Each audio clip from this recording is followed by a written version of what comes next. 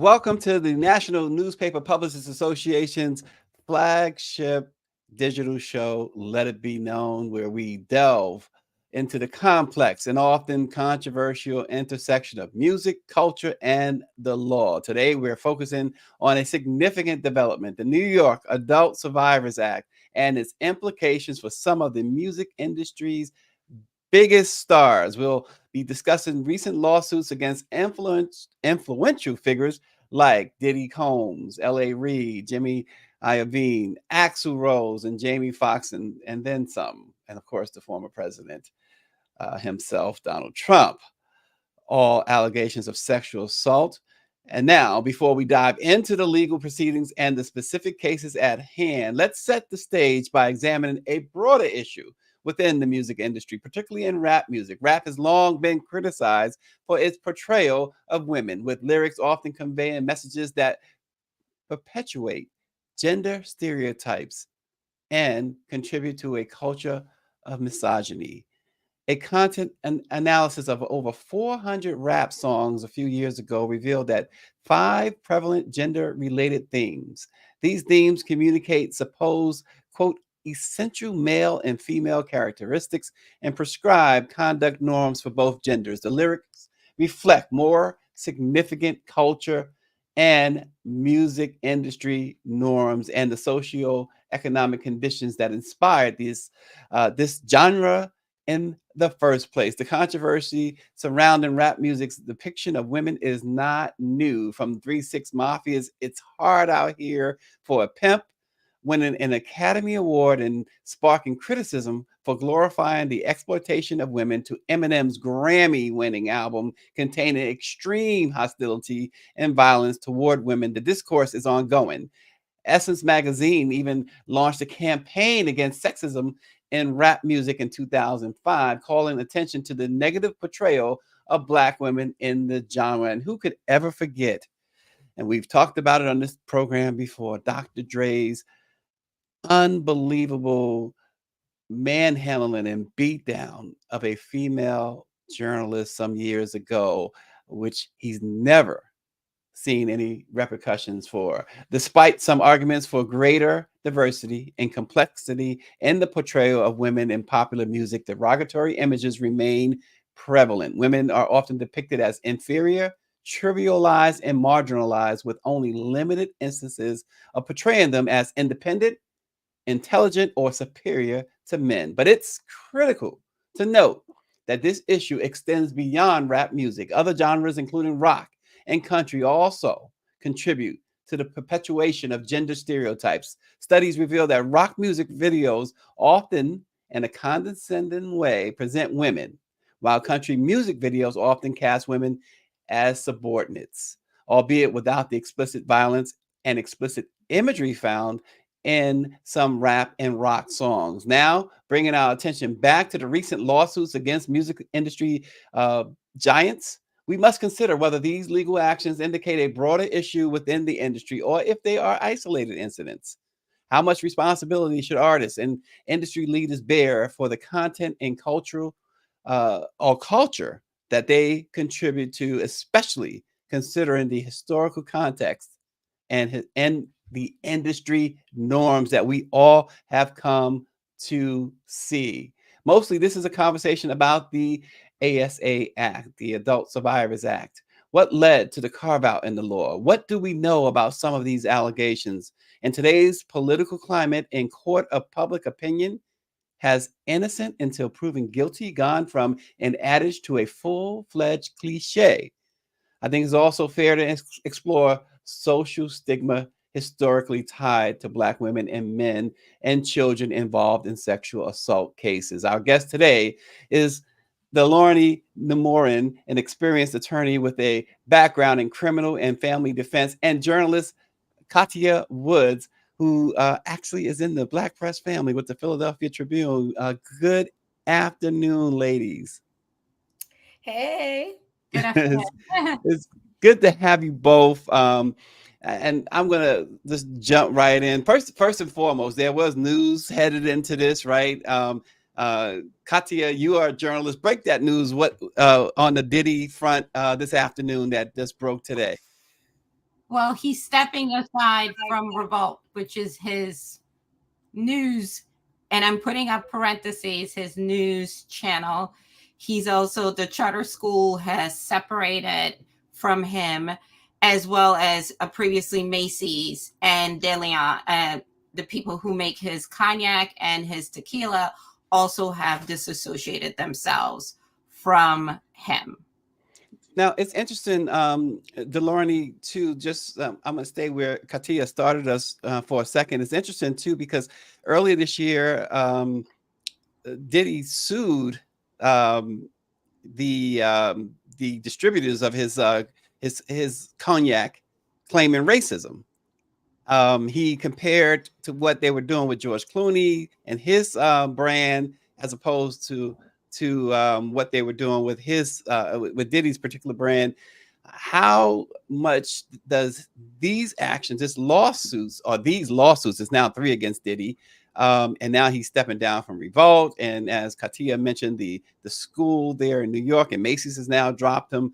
How much does that play or could affect his lawsuit against was it Diageo? Is that how you say it? Um, I'm not sure how you say it, but I want to tell you, how does it affect his lawsuit?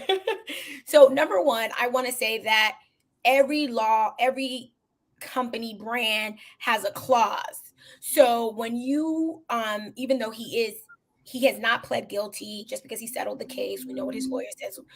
The image alone is impactful. We saw that with the NFL. Remember when those players was acting a fool, and sometimes we're just letting people go because it's impacting our image, and that is extremely important these days.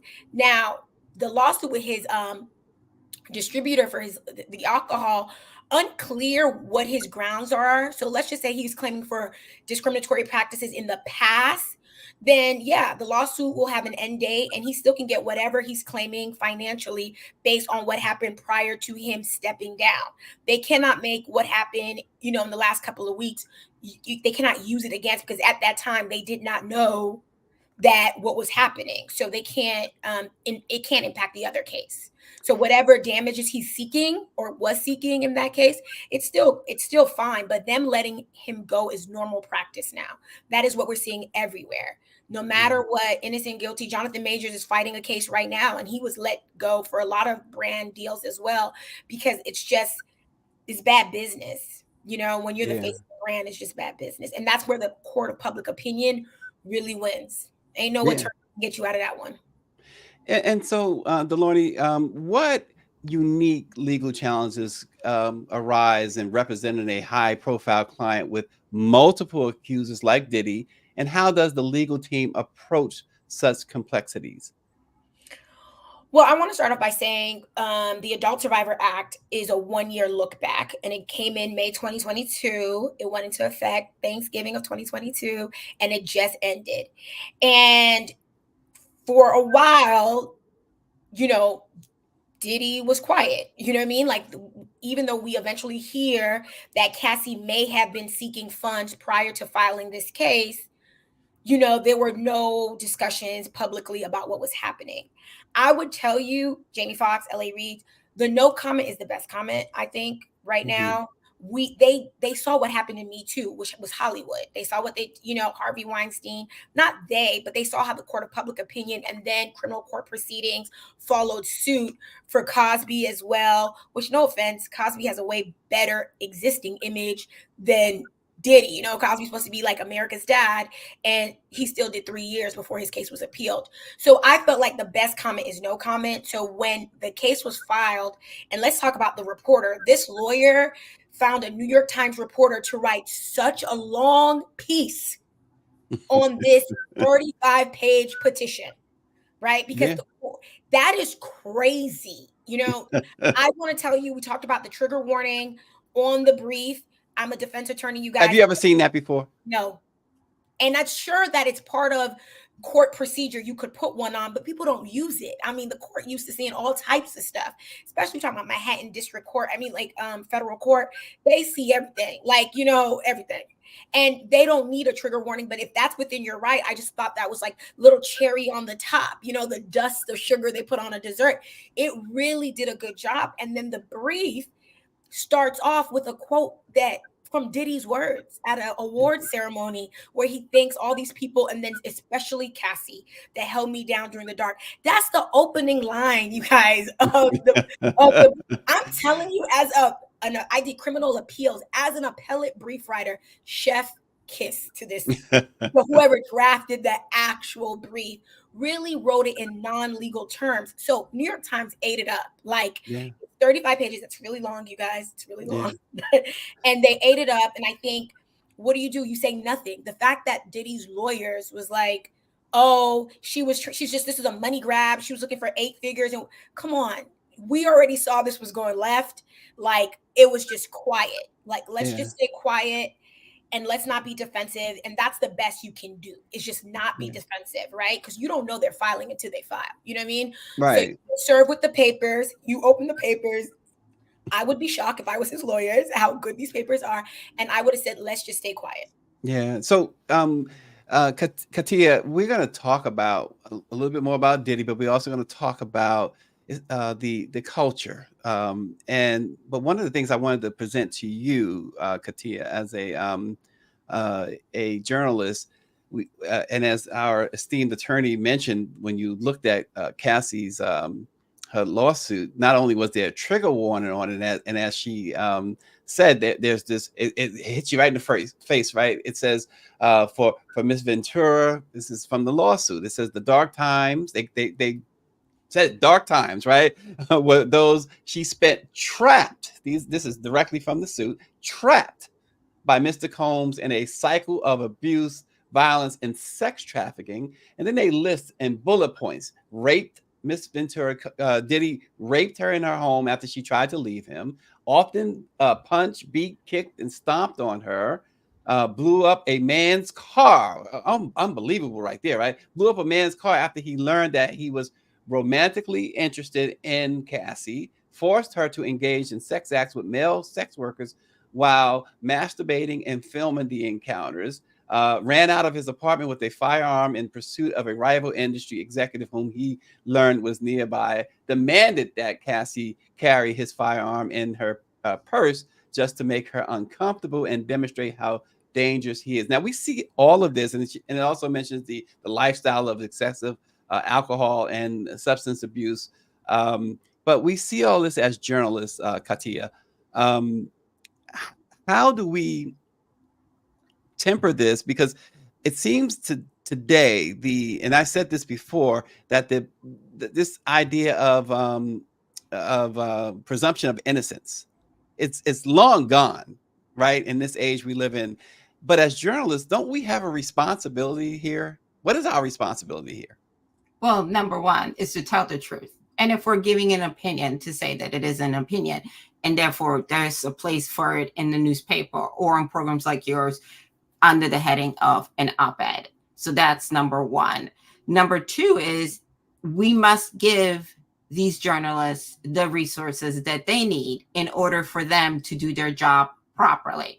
And that is a dicey thing, especially in Black media. I think it's been noted around the water cooler that certain Black outlets have not reported on this or kind of glanced over this. Now, Right. of course, to have to report on it because mainstream media has picked it up, and mainstream media doesn't abide by those rules. And mainstream media has the resources like the Post, the New York Times, Rolling Stones, and the list goes on who's working this story. So we got to decide, are we, protecting the culture doesn't mean we protect bad people, allegedly bad people. And we look the other way when there are rape allegations, abuse allegations. We as Black media have to decide. And underneath that umbrella, I always say, is a wide range of things. So we got to then trim it down, right? Especially seeing that we're on this channel. We as Black journalists have to now separate ourselves from all these other noisemakers, the bloggers, the podcasters, not all podcasters, but we know who we're talking about, the gossip sites. And we got to do what we do best, which is the job of a journalist is to tell the truth. And it's not to be popular, it's not to have a following, because if you lead with the truth, no one can be against you. If you say, hey, these are the facts. We spoke to this witness. This is the timeline. This is what happened. This is the hotel check-in. This is the payment over here. Then you can't say it's fabricated. And I think, again, I pray that Black journalism spaces are getting these top journalists the time and the room, and most importantly, the support to do their due diligence so they can report on it accurately and start putting together the different pieces, like the journalists on the Weinstein pieces. It was various different groups of people, but they had the resources and they had the support to do what they needed to do. But Dalourny, to that point, though, this idea of the presumption of innocence, you're a defense attorney. When you see that occurring, what happens? What is your position as an attorney? Because when we open these lawsuits, when journalists see these lawsuits, oftentimes we don't name the victim, but we certainly name the alleged perpetrator. And if, in fact, that alleged perpetrator is proven somehow to have been innocent, now we have sullied this individual, right? I completely agree. I mean, so all these cases are in civil court, and I'm a criminal defense attorney. So, but I have pause regardless, right? Because we know we are all Black. We know what it is to just the accusation can be the death of you, right? And, we have a long history of Emmett Till and all these other people that just being a Black man in America, you are just deemed a threat. So I am very concerned, you guys, about the court of public opinion that really crucifies people. And as a criminal appeals attorney, you're defending people who are already been convicted, right? So that means I'm also concerned about how you get out of this. Like, can you redeem yourself, right? If you go to prison, you do 10 years, and you come out. How do we re-enter people into society? So here's the thing. I think as a criminal defense attorney, these cases are very hard to prove. They're going to be very hard to prove. We're talking about Cassie's a little bit more recent, but we're talking about people from 1991 for Diddy's second case. And, Axl Rose is even further out. So I think we are going to have issues in the court of law, but these people want to be heard. And that's when I think the intersection of journalism happens. Like, women want to be heard. We have this culture we were talking about, and what is the alternative besides just always suing people or jail? What is the alternative in society? I mean, I don't know if we're going to prove Diddy's did it or didn't do it, whatever the case is, but I want us to really, as Black people, as the whole American culture, really talk about how women should be treated in this type of music. And I'm gonna tell you this, whether Diddy did it or not, that $30 million or whatever he had to pay is going to change his behavior. It is going to change his behavior. He's not going to move the same. So some reports said it was $100 million. Yeah. It's actually, everybody agrees it's more than that. That's what she was asking for beginning. Once she got to court, she got lawyers. It is exactly that, though. Exactly what she said is the problem is, and as I tweeted, the foundation is rotten. The foundation is rotten for which it was built upon. We as a community got to decide. We can't be screaming out of one ear, protect Black women, and then say everybody's a gold digger. We also got to understand, and again, you can help me on this. Doesn't matter how you conduct yourself in your personal life. You can sleep with 100 men. That's why if you're a prostitute and you don't consent, it's still considered rape. So we need to have a little conversation about what type of behavior is appropriate. We need to stop saying that a woman conducting herself in a certain way, therefore it justifies it, because it is about consent. Rape is not an act of pleasure. It's a power move. It's one person assuming power over another. And that's why it is such a terrifying thing, because you're assuming power. You're threatening another person. There's no consent in that. Let me ask you this, Katia. So I think that's the part that probably, and I can say this because I'm a sexual assault survivor. So I say to people all the time, like, there's no emotional connection, because it's all about a person asserting their will on you. And I think the other part we have to say is, while it may be hard to prove in a criminal case. I'm going to be very careful how I say this. Okay. Hip hop's been alive for 50 years. And those of us who have worked in the culture, covered the culture, sadly, we know who the boogeymen are. We know who's been whispered about. We have seen things. We have seen behavior, but we have not reported on it and spoken out about it enough. We have not held people, as they like to say, called them to the front of the congregation. And if we are saying, if it happened in Hollywood and it continues to be happening in Hollywood, we need to hold our own accountable. These whatisms are killing me. So we want to protect someone because, let's say, Weinstein had 30 women, so one guy has 10, so therefore he's supposed to get away with it because he didn't have 30. We got to do better as a community because, again, either we're for Black women or we're not. Well, It's to like your being point, a little bit pregnant. To your point, and this is for both of you, to Katia's point. So we watch, many of us, right? We talked about the 50th anniversary of hip hop. And I want our viewers to understand we're not here to attack hip hop, but we're gonna be real here, right? The culture that that permeated it, right? It was always, as we said at the top of the show, there was always this idea that women were less than, and even worse than that they were objects to be done any way, shape, or form. And we, women included, financially supported this industry.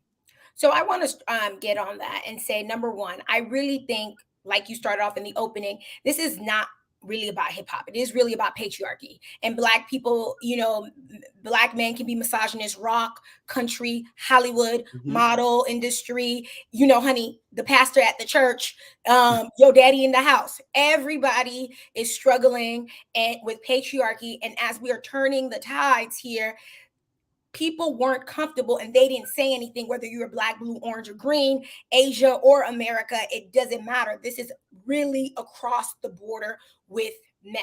It is across the border because it is a patriarchy thing. So I really don't want to just put hip hop out. Hip hop's not special. The Black man is a man and he is acting like a man, even in his role in the hierarchy system. You see what I mean? So I don't need to, Black women tend to protect Black men because we know in society they've always been harmed. So yes, we supported that. Some of us still do support that, but we also want people to eat. We don't want to see, we know jail only attacks us. I'm, not shot like Harvey Weinstein's in jail, in prison, but usually prison is, honey, overwhelming us. You know what I mean? Right. Overwhelming us. So we are at the weird intersection. We mean Black and we're women. We're at this weird intersect, right? A little bit different than white women, even though they too struggle with patriarchy. And so we don't really know how to handle the situation well. You know what I mean? Because we don't want to see, a Black man shot up, killed, Khalif Broader, beat in jail and stuff like that. We don't want to see that. So how do we stand up for ourselves when we're victims too? So that means we're taught to be silent, seen, not heard. We too want to come up, just like the white woman is in uncomfortable situations so she can get a job. Black women are in uncomfortable situations all the time to pay our bills. So I think it's a lot more bigger than hip hop. Hip hop is just an example of the problem that is in all these places. And as women, Black women want to protect ourselves and people who look like us, and we want to protect Black men. And these cases create this really hard problem for us, really struggling problem. And I'm not swinging the pendulum this way where all women are always right. And I'm not swinging the pendulum the other way that men never do nothing. I don't know what the problem is, but I know it's not criminal court. So I'm very happy we're out of there. $30 million. I mean, New York Times says Diddy making $90 million a year. I don't know. I don't think he's going to settle the other two cases. I want to say that up front, but I don't know. I do think though, can we just say this? I think part of the problem also is we got to be willing to accept the fact, right? We were talking about someone like Dr. Dre. we are continuously rewarding this man, and the rebranding of this man has been incredible. Yeah. Right. And how he's been able to just kind of like dance over his sins. And because it's not just one woman, it's two women, and now allegedly his ex-wife, and the checks are still being cashed, and we're still doing special awards for him. In that particular case, it's not us holding a black man accountable. It's us holding this man accountable who is living a very good life on the backs and suffering of black women, and hasn't had to spend one uncomfortable moment while we looking at what happened to D. Look how long it took D to get another job in journalism. And right, she was doing something that was really promoting the culture and hip hop, and she was the one that she was the reporter. And she should have been on MTV. All of that was robbed from her. Then we look at someone like a Michelle. Where is her career? The thing about it is, I'm with you. I don't want just black men. I want all the bad men to be held accountable. I don't care what color you are. I don't care how old you are. But the point is, it's got to start. If we're going to say we're better than other groups of people, then that means we hold our own accountable. Naturally, we do the due diligence. It's done case by case. But this thing of where we know who the bad people are, and we look the other way because we like the music, we like the bops, we like the clothes, that's got to stop. Because I went to Temple University. Bill Cosby spoke at my graduation, and I was very proud to have him speak at my graduation. Love the Cosby Show because it reflected more on my family. I come from a middle-class black family. But you know what? All of that goes right down the drain, because it's not okay for the things that he was accused of, for the things that he inadvertently, indirectly admitted to. That is not okay. So all of that, the graduation, the Cosby Show, all of that gets shelved. So that's what I mean. We got to be able to say, you know what? Part of loving us is also holding each other accountable. And again, I want to say, give everybody their due process, but it shouldn't take 30 years for R. Kelly to go to jail. It shouldn't take that long. A documentary, right? Exactly. Or it's 16 documentaries. Or, I'm just like really astonished because, and you can speak on this a little bit better. Part of how do we expect our counterparts to support us, to believe us, when we don't support each other, when we don't say, hey, somebody's got to stand up and say, that's the bad guy. You know it. I know it. You saw what I saw. Stand with me and let's get rid of the bad guy together. Well, Dalourny, and again, obviously, we, as we said earlier, this is not just about rap. This doesn't just happen. Long before hip hop, there was rock and roll. And this suit against Axl Rose, let me just point out some things, Dalourny, and perhaps you can walk us through a little bit. But in the lawsuit, and I'm going to read directly from the suit, Mrs. Kennedy, she met Axl Rose at a nightclub in 1989, of course, in New York. She was with a friend who was a fan of Guns N' Roses.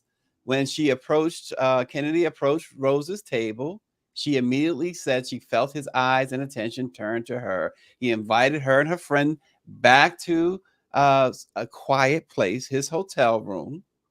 She admits in her lawsuit that she had began to consider having sex with Axl Rose. But her friend, he says she saw the drugs. She saw Axl really high on drugs and other things. And he beat her friend. I don't know if I should name the friend. I'm not going to name but it's right here. But at the suite, he beat her after providing cocaine, champagne, and alcohol.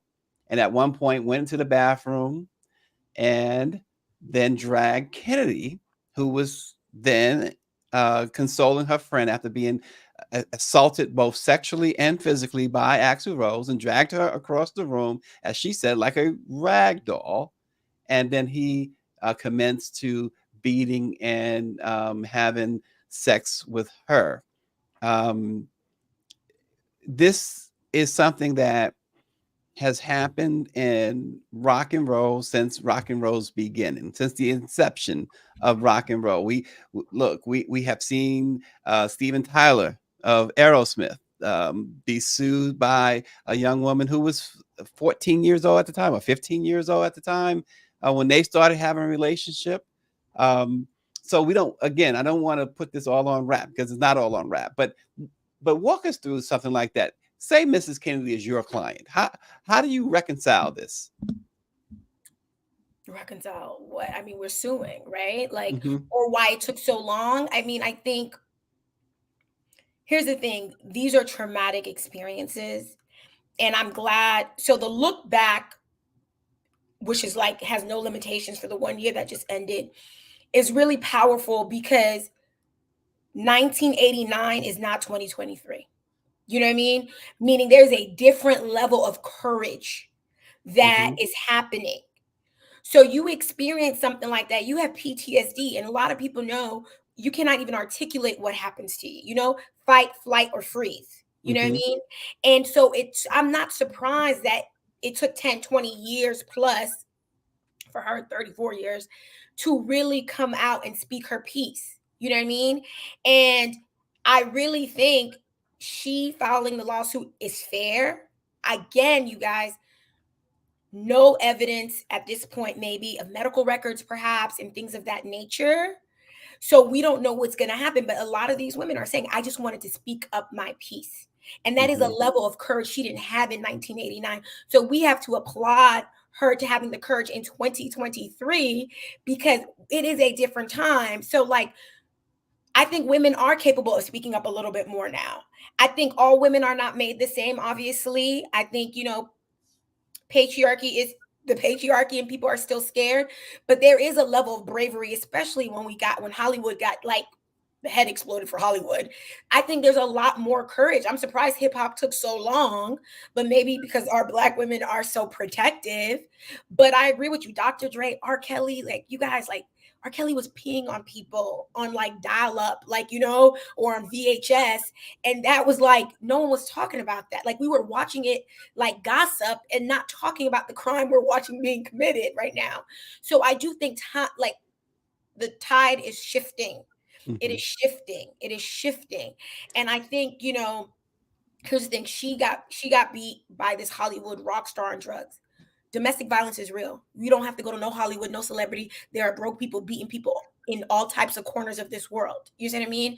I'm on my community board. NYPD will tell you the number one assault in everybody's district is domestic violence. They can't stop that. That's not in the train. That's not on the street. That is in somebody's house. So Mm-hmm. domestic violence is a problem in all these industries, but also with the world. The world. Right. We have a TV problem. And I don't know, you guys. I really. May I ask a question? You can maybe answer that. Part of that brief, there was allegedly when she did get medical attention, and that is a violation of HIPAA law. Mm-hmm. He allegedly asked for her medical records to be sent to him. Is there recourse and legal action as far as that? Is there That's a a way great to question. prove that? Because if you're sending something, I don't know. 1989, we're not talking email. We're talking snail mail, but you still have to have a record of it. And I was like, as I was reading this, I'm saying to myself, hold up. How in the world does a individual, they're not married, Mm-hmm. they don't have any relation, demand of another individual to have medical records that are not there sent to them? Yeah, would that be a part of? That's what I'm I'm saying. sorry. Would that be a part of? Yeah, is there room for that? Because Yeah. that is definitely a HIPAA law violation. Well, you guys, I did not Google when HIPAA law was updated. I do not know when HIPAA was updated. So when we look at, like, 1989, then we'd have to cross-reference the HIPAA restrictions. Also, you can waive them. People ask you to waive them all the time, actually. A lot of people are asked to waive your HIPAA. I want one doctor to speak to another doctor, or talk to my, I'm not married, but, give the information to my homegirl, my sister, whatever. You can have them waive them. Now, this is the problem with these things, you guys, with duress, is that if I'm the nurse, whatever, medical staff, she says yes, he's in the room. How am I supposed to know this is a DV situation? I just heard, someone said yes to me. I'm just Yeah. working employee of the hospital, employee of the emergency, urgent care, whatever. I see a consent, I see a form, and we talk about that, like contracts signed under duress and people didn't know all their rights, and all that stuff happens. But And that's what, Dalourny, that's what I'm saying. The law is limited, you guys. I know we wanted to do a lot. yeah, but just to stay there for 1 second, Dalourny, because Katia raises a really great point, and I know you're a defense attorney, not a prosecutor, but when it comes to when you see something like that, where this guy demanded or requested her medical records at that time, if you're now, this is all civil, I understand that, but doesn't that give a prosecutor sort of like a smoking gun of some sort if this was a criminal matter? Oh yeah, absolutely. But here's the thing: the records, giving the copy to the abuser does not take away from the fact that the hospital keeps the records no less than 10 years, right? Hmm. But she has to, we need her, and that's the problem with DV cases, you guys. The the victim has to cooperate with the prosecutor because we need her testimony to fully establish beyond a reasonable doubt, right, Hmm. what has occurred, right? And what we know about the DV situation, which is why the look back honestly makes sense, is that cycle of abuse. That woman, if it is a woman victim, may not be able to speak up for years because of Hmm. the psychological abuse. You see what I mean? But absolutely that works. But we have a statute of limitation depending.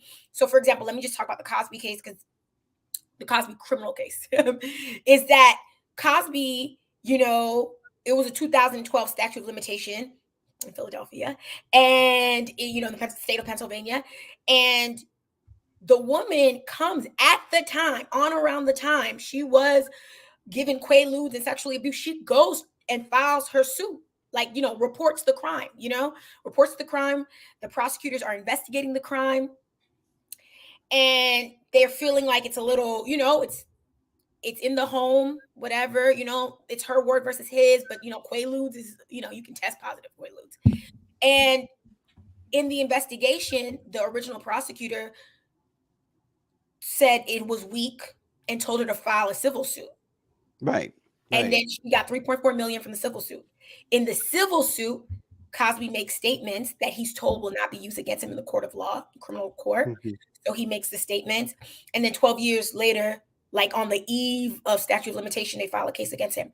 When I talk about this case, you guys, as a prosecutor and as a defense attorney, even though you have the smoking gun, it's bad. No use. You know what I mean? I know No he went use. Yeah. jail with prison for 3 years. It's no use, you guys. It's no use. And even though I do not support anything Cosby did, I think the appeal is good money. That's a good. Dalourny, producer raises this point here. How can the accused who are not guilty be made whole when the justice system has people caught up in a DA's or governor's reelection? There have been some questions even about Alvin Bragg's office, and even now, I mean, I'm looking at this case of Adam Foss, a prominent criminal justice reform advocate, had been accused of sexually assaulting and raping a woman in a Midtown Manhattan hotel in 2017. Well, he was found, he was acquitted this month by a jury.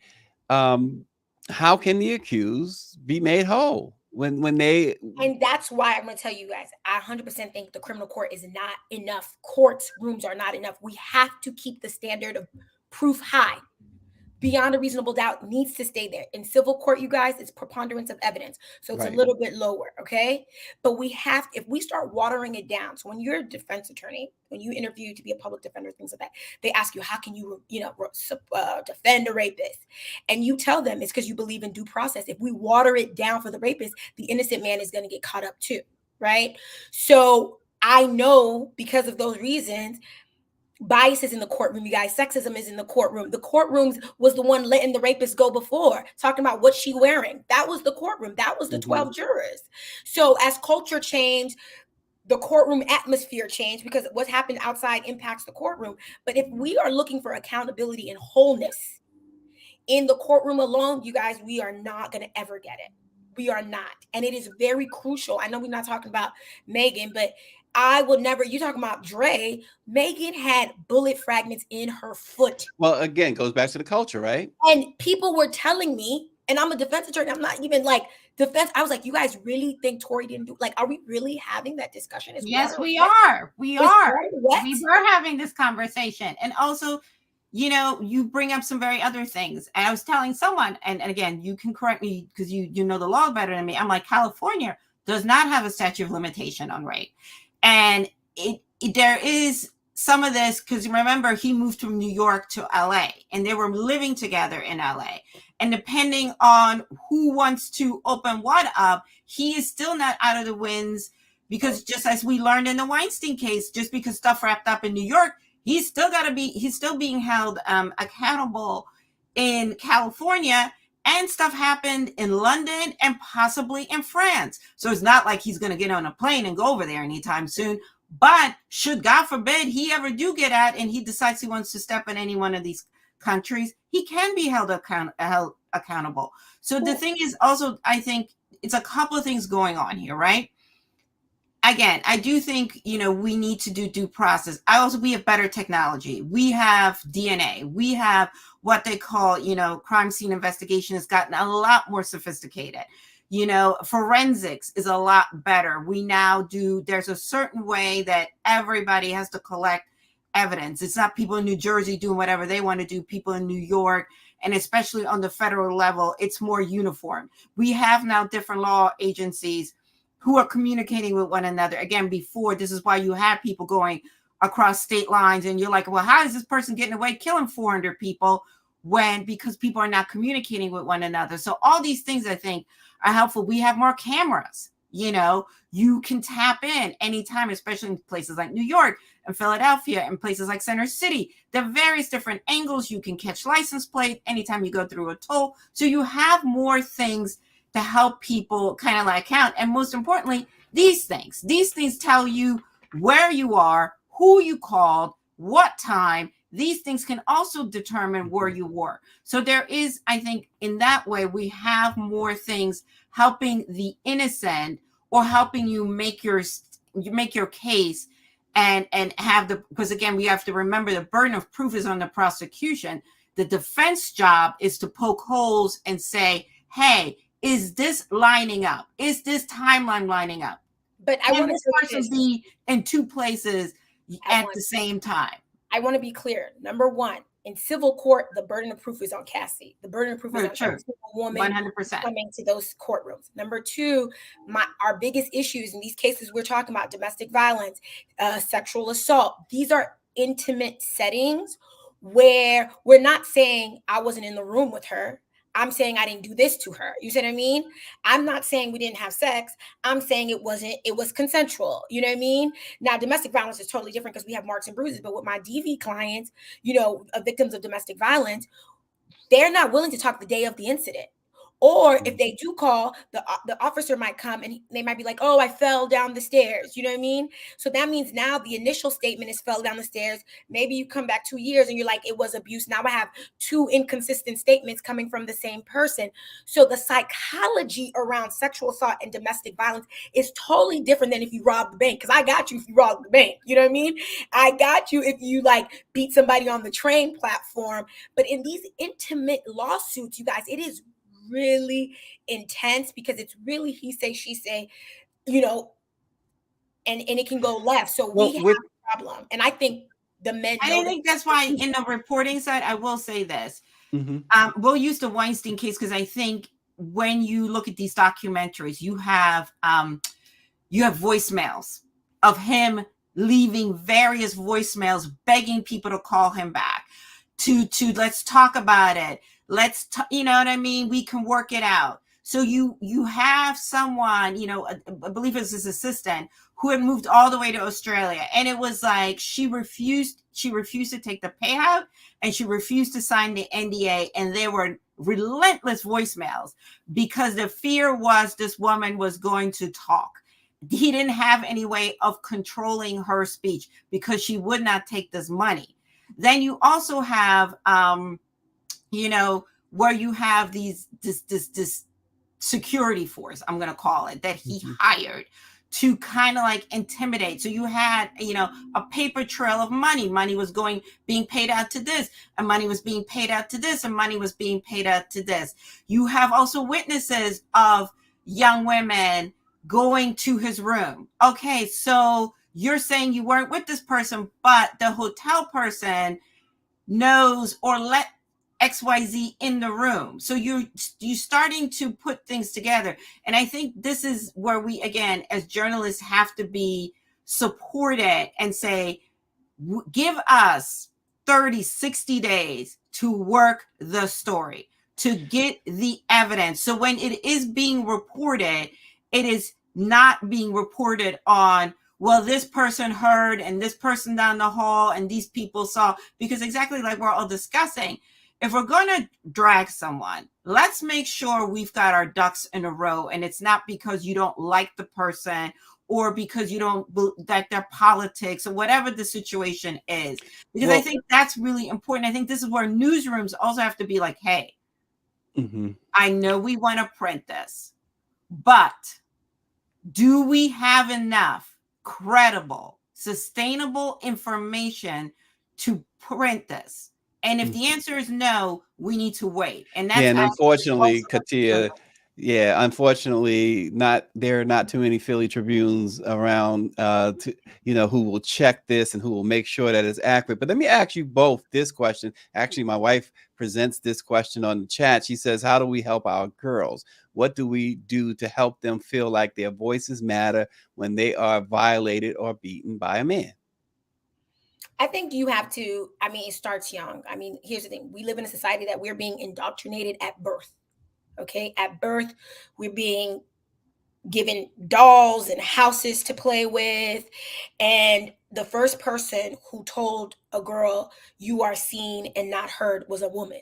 You didn't get that from a man. The first person who told you that was another woman who looked like you. You know what I mean? I actually be telling older women all the time, why are you sending people out to do stuff that did not work out for you? And so I think we need to have honest conversation with children much, much earlier. We need to honor and hone their voice. But the problem is, if you don't know better, then what are you going to do? Like this bravery that we are seeing with women speak out and then being attacked, whether it's true or not. This is new. Okay? Because patriarchy has been beaten and probably sexually abusing women in private for decades, as long as we can remember. You know what I mean? People, deregulated people taking out and projecting all of that craziness in their heads onto a woman. And where people who experience that are not even speaking up their own truth. Yeah. And they're not even sharing that information. And Katia, you tweet. I see your tweets, and you seem to don't hold back. You speak your truth all the time, it seems, without fear or favor. And Dawn Montgomery, who is a contributor to this program, and of course she worked for Revolt. She was the first one to publicly, and I saw her story in the LA Times and Vlad TV and TMZ, and she quit immediately. Said, nobody's taking accountability. Did what Diddy is alleged to have done. I don't want to be a part of it. And now we see Diddy stepping down today. But Katia, you, what have you, with your very, very blunt tweets on this and other subjects, as a woman, particularly a Black woman in particular, have you got what kind of pushback on social media have you experienced? Listen. No one can do anything to me because I already lived the horror show. I'm here. So to me, it's like, I give my testimony, not because I want anybody to feel sorry for me. You know what I mean? I say, my testimony is you can live a full life. You can get married. You can have a child. All these things that I didn't think that I would ever have the emotional capacity to be able to do. I did. Right? And everybody's process is different. And trust me, it did not happen overnight. But the reason why I speak out very clearly, because I want women to know you're not alone. There are a ton of us that have been in your boat, and you can come out on the other side. And going to therapy. I want to stress this so much, because in our community, everybody tells you to pray on things. And I believe in God with all of my heart. But there's nothing about God that said you can't go to therapy. And I don't mean your local pastor. I mean a psychiatrist, or whether you want to go into a wellness retreat, whatever you need to do to make it work for you. And if people in your circle, whether they're friends or family, don't understand that you need to go and heal and be able to try to piece things together, if they can't support them, then they got to go. And I don't care if they're your parents, your siblings, or whatever, because you have a right to have peace. This is something that happened to you. You didn't ask for this. This is not a good time by any chance or of the imagination. And it takes a lot of work. And it is, there are parts of this I will never remember. And I have now learned to accept that it's probably for my own protection. Because I think your body goes into emotion to say, I am going to protect you from this horror show so you can start sleeping at night again, where you can start walking through from point A to point B. There's still certain things I don't feel comfortable doing. I am not comfortable on an elevator full of people, especially men. I'm not comfortable with men standing very close to me, and I will stand under the side. I will ask politely, can you take a step back? All of these things you do for your own thing. But I want to also say is, I'm just tired of us always talking to our girls, and we should talk to our girls. And I tell my daughter that I have your back regardless. If it's you and me against the world, then it's you and me against the world. I will show up for you. However, we need to also start talking to our boys about consent. No means no. You are not entitled to anything because you took a girl out to dinner, whatever it is that you thought you were entitled to. It also starts with the men. If you as a man treat the mother of your child, your wife, your sister, whatever the situation is, in a disrespectful manner, or you have this authoritative means over her that you own her because you paid the bill and she owes you whatever the thing is, boys see that. And that's how we learn how to love from our parents. So I will also stress that while we are talking to our girls about consent, advocating for yourself, knowing that, you're within your right to speak up. Who cares if other people are uncomfortable? That's their problem, not yours. Yeah. You also have to start talking to your boys. Keep your hands to yourself. No means no. Nobody owes you anything. If she wants to abort in middle of the case, or even if she goes home with you and all of a sudden in the middle of whatever, she's like, I'm not feeling it. You take her home, you call her an Uber, whatever it is, and you let her be. End of discussion. That's what we're not talking about enough. And I don't care if she's half naked. I don't care if you met her at the strip club. No means no. You are not entitled to anything. That's the part we need to also teach our boys. Yeah. And Dalourny, what part of, if any, does public opinion play in these civil cases? We saw Drew Dixon file a lawsuit against L.A. Reid. She's filed against others as well. Will that factor in her case against L.A. Reid? Really, public opinion. Let's stay there with that. What part, if any, does public opinion play in these? It plays a big factor. I think Diddy's case settled pretty fast because the minute that article dropped, it went crazy. Literally, people was like, he killed his wife, Kim Porter. He killed Kim Porter. I was like, whoa. We went from he killed Kim Porter. Wow, we are in it. Okay. Yes. Okay. So I think it does play an influence when you come to negotiation for settlement. Now, I want to tell you, there's other cases. I don't think L.A. Reid's case really buzzed the way Diddy case went. Diddy case was, Jamie Foxx, I don't think is hitting that same buzz. So I think public opinion plays a major role. What's happening outside does impact the courtroom, especially for negotiation. However, and this is what I saw in the Tory case, he thought Black Twitter was everybody.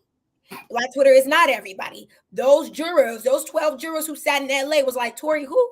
Like, who's this person? It was just a man shot a woman. Like, that's all they were, that's what the panel did. So we also want to know that public opinion is still in our silos. You know what I mean? We Black people, we probably follow the same type of things and we're in an echo chamber of our own. But when you go to court and you panel a juror, that juror is a whole different world. I like to tell my cousin, the most popular person or the person with the most following on Instagram is somebody you don't know. You don't know that person. And And also, they're not coming to jury duty. These people are not coming to jury. Most likely, the people coming to jury duty is somebody's grandma who votes consistently. And they don't know the Tories or whatever. And they see someone like Meghan and they think of their granddaughter. And they think of what in the world if somebody did that to their granddaughter. And I agree with you, you know? But I also want to say this. If you have I totally agree that we need to, talk to our sons the way we talk to our daughters. We need to talk to everybody. I think everybody need therapy, even if you didn't have no trauma. This thing called life is hard. But when you see the Meghan case and the Tory case, somebody can see Tory and say, Tory's my son, because somebody got a hot-headed son. You know what I mean? And, so both of them, and that's the thing with the Black community, I am not trying to divide us. I want us to be like, we got to protect our women and protect our boys, which is why we need to talk to both of them, which is why they both need help. I agree with you. If you're not playing fair in the sandbox, then you need to be ejected. So, and what you do when we put you, because we didn't talk about the women who are suing Rikers and suing the corrections, because what happens, you guys, okay, so we convicted somebody did something bad. Okay, they got convicted or they pled guilty because they knew it was a done case, right? Evidence is there. Then they go to jail and they got COs telling them nobody cares about you.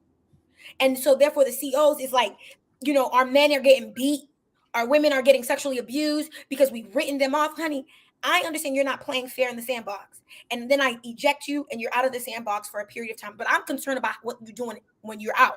You cannot be getting raped. You cannot be getting abused. In fact, I want to get you the therapy that you probably didn't get before. I want you to get some type of emotional regulation, because what really is, you have a bad temper and you've thrown it out on people. So I am also concerned that when we decide Tory did something and Dre did something and R. Kelly did something and Cosby did something, these people did stuff, okay? Harvey Weinstein did something. These people did stuff. Okay, now they're in someplace else. I know Cosby's out, but like they're in jail, they're in prison. What are they doing there, you guys? What are they doing there? And then they come home. And what do we want them to do when they come home? So I mean, it's again, I stress this enough. And I also want to note this, and I really mean this. And sadly, I'm going to speak for me. Bad men do not get away with stuff without the assistance of women. And especially now that I'm an older woman, we need to stop with, that's why I tweeted what I tweeted. Because there's a lot of women that will tell young girls, well, I didn't have that experience with him. That's part of the business. You better toughen up if you want to be in this business and grow up, honey. And you should be so lucky that he gave you some attention. All of that stuff is not okay either. If we're like you said, if we're getting on the men for their stuff, we as women got to stop the cycle of trauma and stop telling each other. And Katia, that is exactly what I meant with that question. I didn't mean to ask you a personal question. That was what I meant about that question. But we gotta wrap it because I know Dalourny has a heart out. But Dalourny, let me just ask this last question for you. The New York look back window was 1 year. We had the Me Too movement. Now this. As an attorney, how do you view laws like this, that these basically a temporary law, and then the Me Too movement being a movement that really, a lot of people argue that it was hijacked by Hollywood. So it was definitely hijacked by Hollywood. Okay, it was 100% hijacked. Even these conversations we're happening right now, we know sexual abuse is not limited to rich people. Okay, poor people are sexually abusing people and beating people. So we know it's being hijacked. My only concern, you guys, and I don't have a clear answer to this. I want women to have their day in court. I also acknowledge that these old cases are going to be hard to prove. So if you are looking to just win, I don't know, you guys. The evidence is looking weird. I know we can, pull patterns and get a voicemail, but if we were in criminal court and it was beyond a reasonable doubt, the voicemail message might not be enough for me. That's honestly, if I was on the jury, it'd be acquitted. I'll hold out. You know what I mean? I would hold out because you guys, I really don't love prison. I don't really know what it's doing for people, but I also know we have to eject you if you're not playing fair in the sandbox. So I agree we need to remove you, but I really have a whole problem with our prison system. We need to do better with that, because if I send you away so you can get better, so you can be on a timeout, I really don't want you to come back crazier. You know what I mean? Or I don't want you to die in there. Like, you know what I mean? Like, I just needed you to get help. I didn't send you to die. I don't believe in the death penalty. So when I see these cases, I want to say one thing. I believe that women are not lying. Okay. I believe women are not lying. I don't know if they can prove their case, but I do not believe they're not lying. Do I think is there a liar in the mix? Maybe, but I'm not talking about 2% when 98% is telling the truth. I'm not wasting my time talking about the 2%. Mm-hmm. So I want to say that, but you guys, I am a Black woman and I am a defense attorney. So I'm concerned about the system because you know who's going to go to jail more than anybody? It's going to be us. It's going to be like all the white people, we can't even find them. But then us, lining them up. And, so I'm concerned about that. So we're in a weird place, but we need to have, I think it's important that I'm very clear that it is a complicated situation because if we start telling them, drag the men, honey, the white women going to come out and say, he did this too. He was playing football. I was at his concert. I'm not saying women are lying. I don't care what color you are, but we can see someone taking that and running it. Yeah, Dalourny, Nemorin, how do people follow you on social media, or how do they contact your offices, or how do they learn more about you? Website or anything? My email is my first name dot my last name. I think it's on the screen. Okay. And my IG is DEE Nemo _ and then you will find me. This was a great conversation. Great talking to you. Great talking to you. And Katia, right away. Real quick. I know Philly Tribune, but tell folks how they can follow you on social media. Oh, everything is my first name _ Woods. So it's KATHIA _ Woods. I'm the same across the board because don't nobody got time to do all this other stuff. Nobody got time for that. So much for the conversation. And again, we got to keep talking and holding each other accountable and come up with solutions. And again, support women and let them have their day in court and definitely due process. And thanks totally, Randy, for all what you do. I see you watching. And thank you all for watching Let It Be Known, the Black Press's premier flagship digital show. We'll see you tomorrow morning. Bye.